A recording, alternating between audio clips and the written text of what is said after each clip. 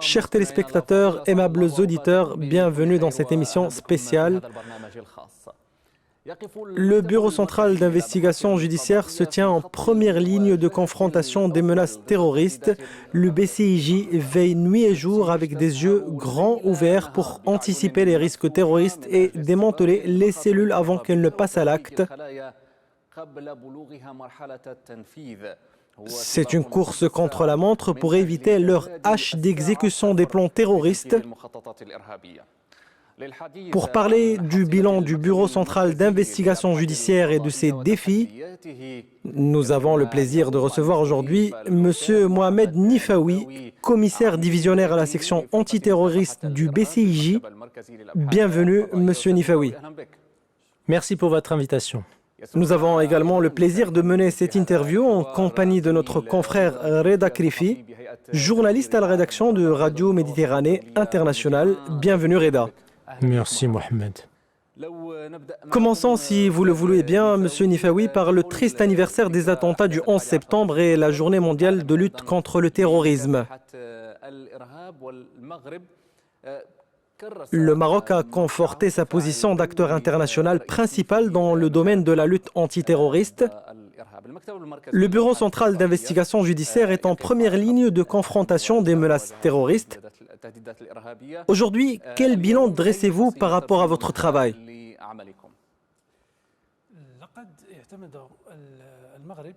Le Maroc a adopté dès les attentats terroristes du 16 mai 2003 à Casablanca une approche sécuritaire globale, intégrée et multidimensionnelle, basée sur une orientation anticipative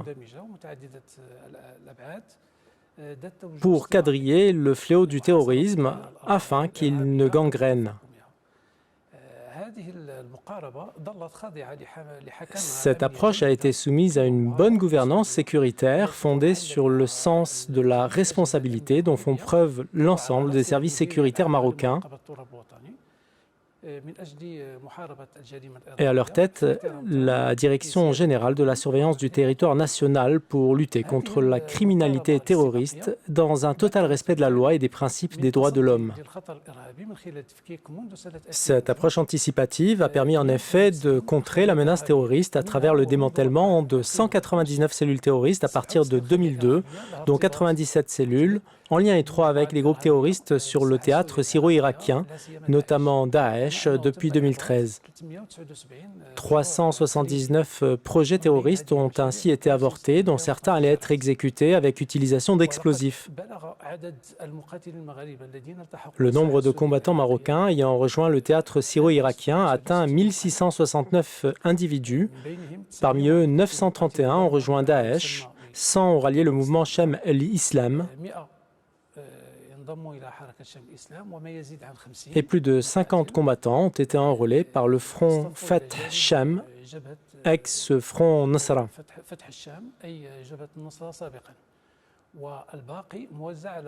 Le reste est dispersé entre les différents groupes terroristes présents dans la région, dont 225 combattants ayant des antécédents dans des affaires de terrorisme.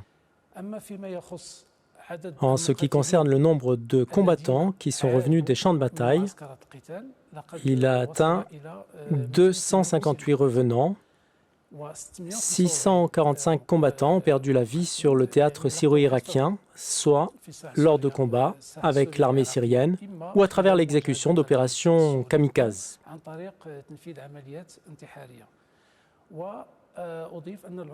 J'ajoute que 289 femmes sont également présentes dans la région. 52 d'entre elles seulement sont revenues au Maroc. Il y a aussi les enfants, au nombre de 391, seulement 15 sont rentrés au pays. Cette approche anticipative a également permis au BCIJ, dans le domaine de la lutte antiterroriste, de réaliser un bilan positif depuis sa création en 2015.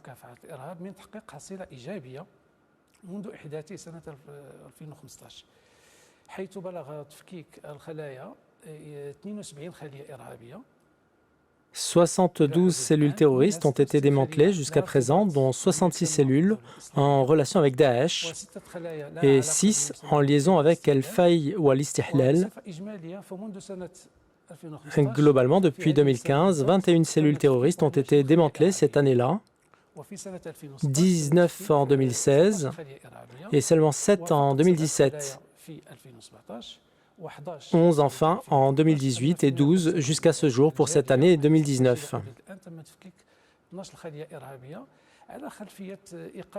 Au total, 1183 individus ont été arrêtés pour ce qui est des revenants et plus précisément les cas traités au niveau du bureau central. Il s'agit de 124 cas.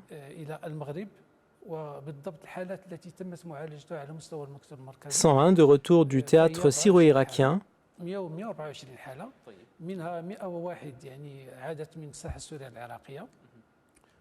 15 de Libye et 8 cas ramenés au Maroc depuis le théâtre syro-irakien en coordination avec les forces de la coalition internationale en date du 10 mars 2019. J'ajoute que 14 femmes ont été interpellées dans le cadre des affaires de terrorisme, ainsi que 33 mineurs et 49 individus ayant des antécédents judiciaires. Monsieur Nifaoui, ces données et chiffres que vous avez évoqués il y a quelques minutes nous renvoient vers une autre question, à savoir l'image du Maroc en matière de lutte antiterroriste. Le Royaume est devenu un acteur incontournable dans ce domaine. Quelles sont les clés de la réussite du Maroc dans ce domaine et qu'en est-il de la stratégie anticipative en matière de lutte antiterroriste? Sur ce point, je voudrais dire que l'engagement effectif du Royaume dans la lutte contre les risques terroristes qui pèsent sur lui et sa participation dans l'instauration de la paix et de la stabilité dans la région n'occulte pas le rôle efficace joué par les services sécuritaires marocains dans la lutte antiterroriste au niveau international, et ce à travers la transmission d'informations déterminantes et précises qui ont permis à plusieurs pays amis d'éviter des attaques terroristes. Il y a aussi un échange intense d'informations et l'accomplissement d'opérations de renseignement ayant permis de démanteler plusieurs cellules terroristes. Le Maroc est ainsi devenu un allié stratégique au niveau international dans le domaine de la lutte antiterroriste. Le meilleur exemple, ce sont les opérations conjointes réalisées par le BCIJ en coordination avec les services de sécurité espagnols, ce qui a permis jusqu'à présent de démanteler 7 cellules dont les membres s'activaient entre les deux pays. Aujourd'hui, permettez-moi de vous interrompre. Quel est le niveau de coopération sécuritaire avec les partenaires européens précisément? Il est bon, il est très bon. Le Royaume du Maroc a la conviction que le seul moyen pour combattre le fléau du terrorisme, c'est l'unification des efforts, sachant que le terrorisme n'a ni religion ni frontières. C'est un fléau qui touche le monde entier. Il est donc impératif d'unir nos efforts et d'échanger les informations concernant les personnes qui se déplacent entre nos pays.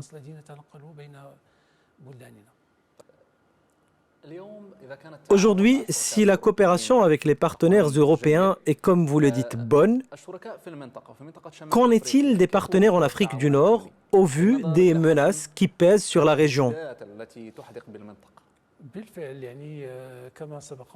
Effectivement, comme je l'ai déjà dit, le Maroc coopère avec tout le monde, sauf pour certains cas, comme celui du voisin algérien qui ne coopère pas sur le volet de la lutte antiterroriste, sachant que la menace pèse sur toute la région. En rapport avec ce dossier, il y a aussi la question des séparatistes qui ont des liens avec des groupes armés et terroristes. Comment vous suivez cette question? Est-ce que vous disposez de données sur eux? S'il y a quelque chose qui augmente le risque terroriste dans la région du Sahel, ce sont bien ces liens qu'on a pu observer entre des membres appartenant au Polisario et AQMI.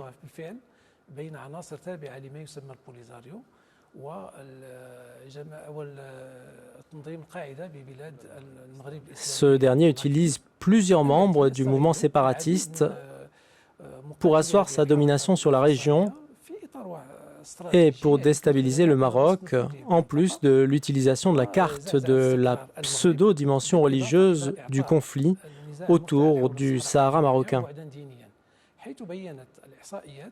Les statistiques ont démontré que plus de 100 séparatistes sont actifs dans les rangs d'AQMI. D'autres groupes terroristes sont également présents dans la région. Permettez-moi d'ouvrir une parenthèse sur l'embrigadement des jeunes par les groupes terroristes. Cette question est à dimension internationale et elle dépasse les frontières. Est-ce que ce phénomène est toujours aussi important que ce qui a été observé ces dernières années quand les conflits en Syrie et en Irak étaient à leur apogée, ou bien est-ce que ça a diminué? Effectivement, l'un des plus grands défis auxquels fait face le monde aujourd'hui, c'est la multiplication des groupes extrémistes et terroristes, et surtout la propagation des idées radicales qui sont loin de la voie du juste milieu et de la modération que prône l'islam à travers des moyens qu'il est difficile de contrôler. Je parle des sites internet, des réseaux sociaux, des chaînes satellitaires et d'autres canaux de communication modernes utilisés par les extrémistes pour atteindre leurs objectifs terroristes. Dans ce sens, il faut élaborer une stratégie pour contrer la propagation de la pensée radicale à travers Internet, mais en s'appuyant sur le rôle de la famille et de l'enseignement pour se prémunir de l'extrémisme. Nous sommes face à une pensée et une idéologie extrémiste que nous ne pouvons contrer en se basant uniquement sur l'approche sécuritaire.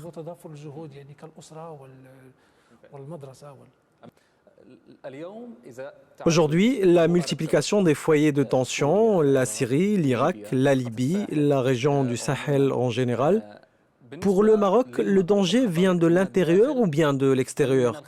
Qu'est-ce qui a le plus d'influence sur le royaume?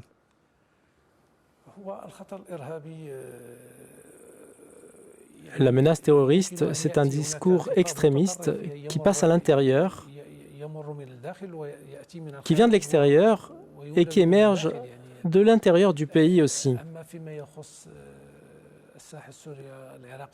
Quant aux conséquences de la guerre en Syrie et en Irak, comme je l'ai dit tout à l'heure quand j'ai énoncé les statistiques, tous les individus qui sont revenus ont fait l'objet d'enquêtes sur les faits qui leur sont reprochés avant de les déférer devant le parquet, selon les termes de la loi qui encadre tout ça.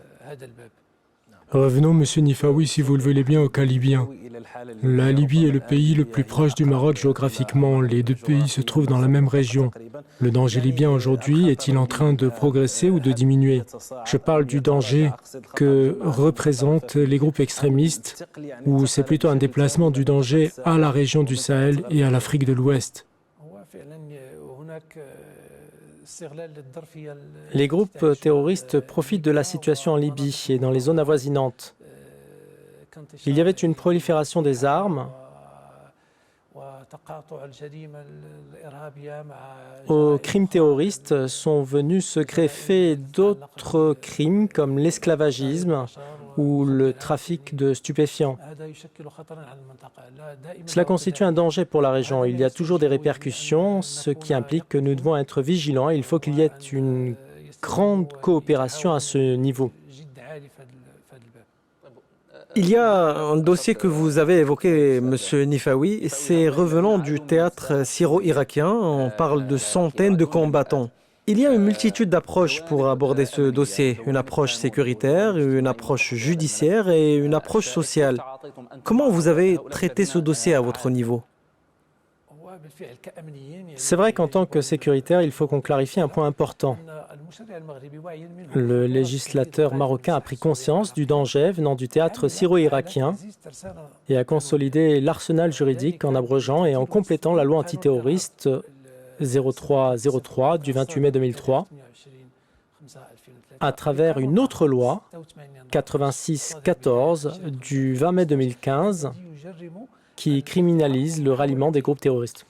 Ces revenants sont soumis à cette loi. Oui, idem pour le fait de recevoir ou de tenter de recevoir un entraînement ou une formation avec ces groupes à l'intérieur ou à l'extérieur du royaume. Les individus de retour au Maroc avec une idéologie extrémiste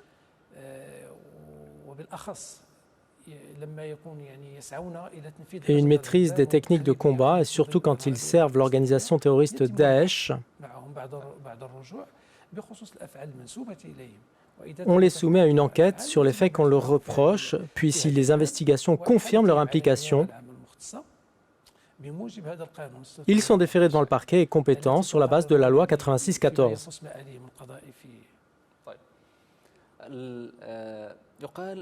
On dit que les terroristes perdent du terrain en Irak et en Syrie et essayent de gagner du terrain sur d'autres territoires, mais ce qui est indéniable, c'est qu'ils gagnent du terrain sur Internet. Aujourd'hui, comment le BCIJ procède pour tout ce qui est vigilance sur Internet?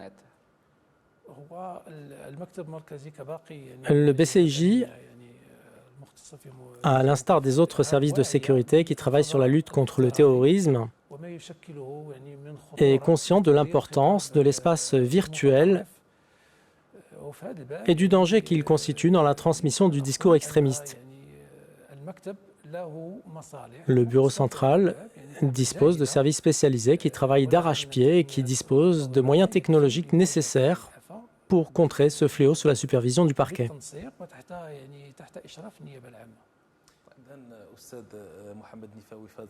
Monsieur Nifaoui, dans cette lignée, est-ce qu'Internet est la première porte pour embrigader plus de jeunes combattants au profit de ces groupes extrémistes?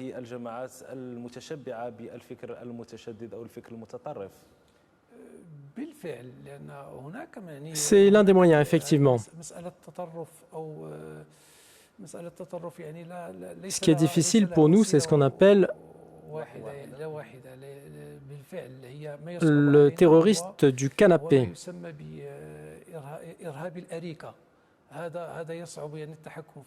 Lorsqu'il se connecte et qu'il échange dans des groupes de discussion sur des idées extrémistes, il est très difficile de le suivre. Des investigations ont démontré que des individus qui font partie de cellules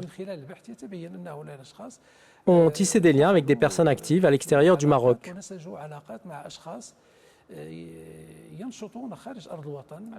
Sur les réseaux sociaux, par exemple?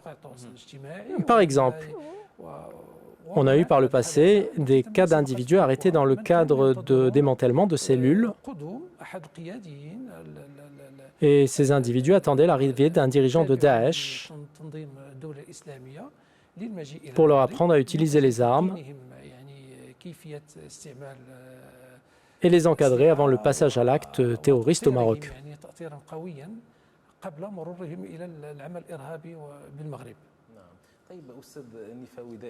Dans ce sens, comment stopper ce danger venant des réseaux sociaux? Quel message voulez-vous adresser aux familles pour qu'ils protègent leurs enfants de ce danger? L'approche doit être globale, en s'appuyant aussi sur le rôle de la famille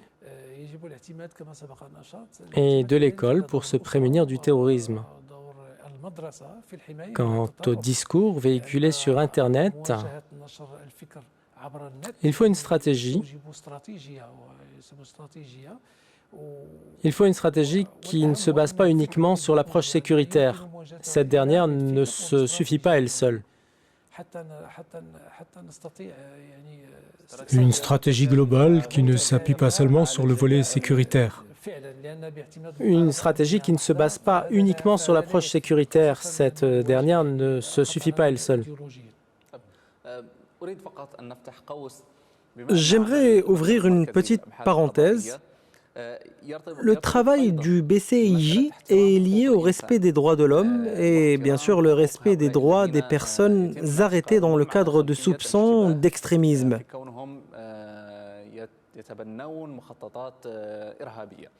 Quelles sont les garanties sur lesquelles s'engage le BCIJ dans ce sens? On peut dire que la création du BCIJ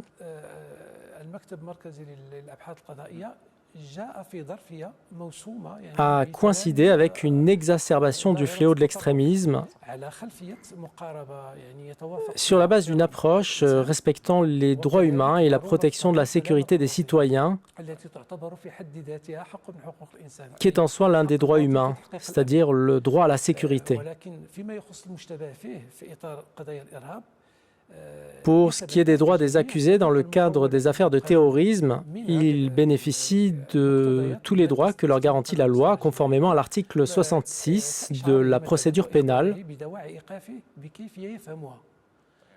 comme le fait de les informer sur les raisons de leur arrestation d'une façon claire et compréhensible, le fait qu'ils ont le droit de garder le silence ou d'appeler un avocat. Il y a aussi la possibilité de bénéficier de l'assistance judiciaire. N'oublions pas aussi que le législateur marocain a établi le principe de la présomption d'innocence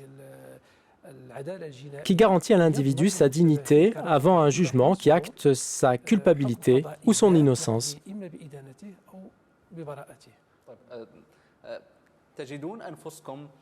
Est-ce que vous êtes confronté à ce dilemme? Assurer l'efficacité sécuritaire avec des actions anticipatives d'un côté et respecter la vie privée et les droits humains. Ceci n'est pas un problème. L'approche à laquelle on croit intègre le respect des droits de l'homme et la sauvegarde de l'identité culturelle et religieuse.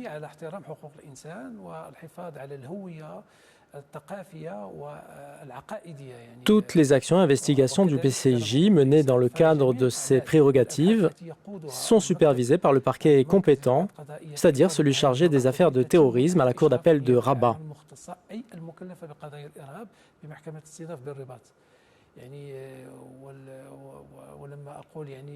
Les prérogatives du BCIJ sont spécifiées dans l'article 108 de la procédure civile. C'est une approche basée sur le respect des droits de l'homme.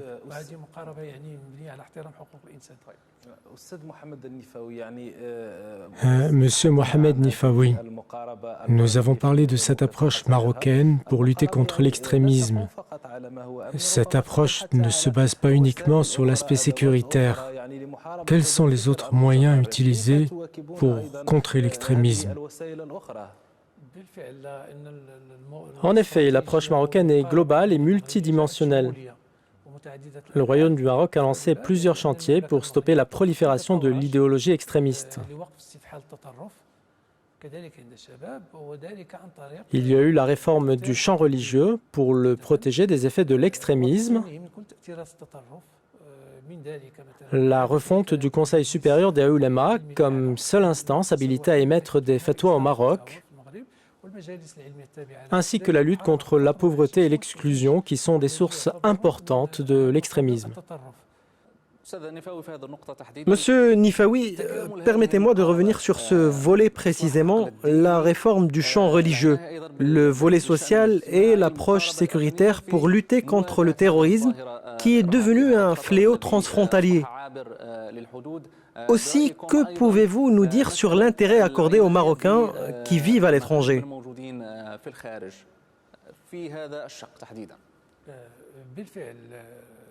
Effectivement, à côté du travail sécuritaire, nous avons la commanderie des croyants qui joue un rôle important pour un équilibre entre les institutions, les cultures et les religions au Maroc.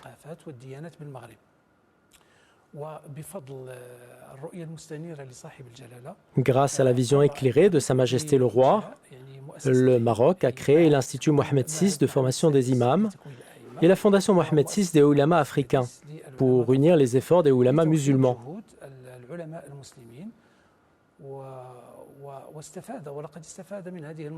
Plusieurs imams représentant des pays africains et européens ont bénéficié de cette approche de formation. J'ajouterai qu'il y a un encadrement religieux au profit de la communauté marocaine établie à l'étranger.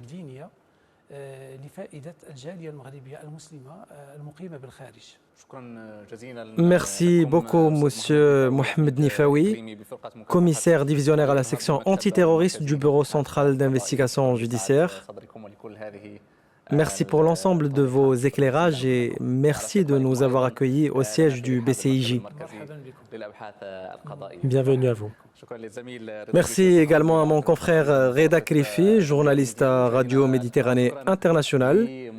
Mesdames et messieurs, merci de nous avoir suivis. Vous aussi, vous pouvez retrouver cette émission spéciale sur nos sites internet medientv.com et medien.com et bien sûr sur les réseaux sociaux. À très bientôt à vous.